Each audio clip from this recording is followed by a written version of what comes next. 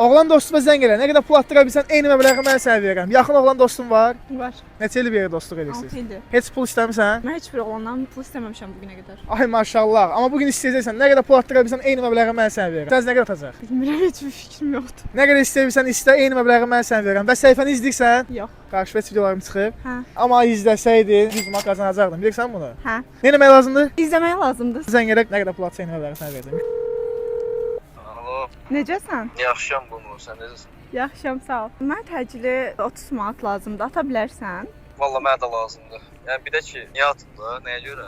Sadəcə lazımdır. Yoxumdur. Özdə borcum varsa, Yox, bilirəm, borcun yoxdur, amma nəysə sonra danışarıq. Sağ ol. heç nə, Heç işim nə. var. Davay, sağ ol. Yaxşı, sağ ol. Niyə belə sərt reaksiya? Nə bilim.